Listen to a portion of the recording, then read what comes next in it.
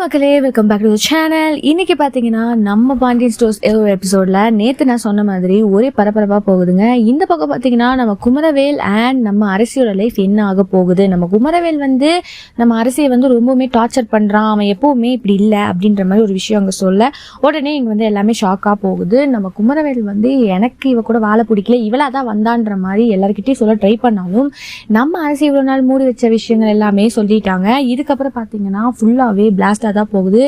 இங்க பாத்தீங்கன்னா நம்ம பாண்டியனும் வந்துட்டு அரசியே நீ வீட்டுக்கு கிளம்பு, இதுக்கப்புறம் நீ என் கூடயே இரு, நீ எதை பத்தி யோசிக்காத, அப்பா வந்து நான் சொல்றேன் நீ தலை முழுகிட்டு வா அப்படின்னு சொல்லி தாலியும் கழட்டி எரிஞ்சிட்டு வான்னு சொன்ன உடனே எரிஞ்சிட்டு வீட்டுக்கு போயிடுறாங்க. அங்க போனதும் என்ன ஆச்சு ஏதாச்சும் நடந்துச்சுன்னா இன்னைக்கு எபிசோட்ல காட்டுறாங்க. இன்னைக்கு பாத்தீங்கன்னா ஃபுல்லாவே வேற லெவல்ல கேட்கறாரு.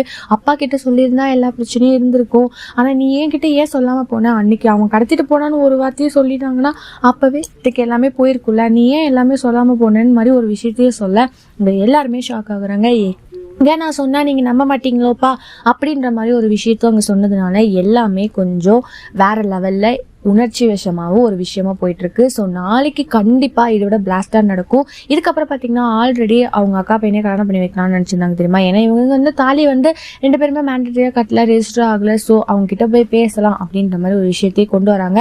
ஆனா அவங்க அக்செப்ட் பண்ணுவாங்களா மாட்டாங்களா அப்படின்னு தான் போகுது. ஸோ இன்னைக்கு இந்த எபிசோட பத்தி நீங்க என்ன நினைக்கிறீங்கன்னு மறக்காம லைக் பண்ணி ஷேர் பண்ணி கமெண்ட் பண்ணுங்க. அப்படியே சப்ஸ்கிரைப் பண்ணிடுங்க. பாய் பாய்.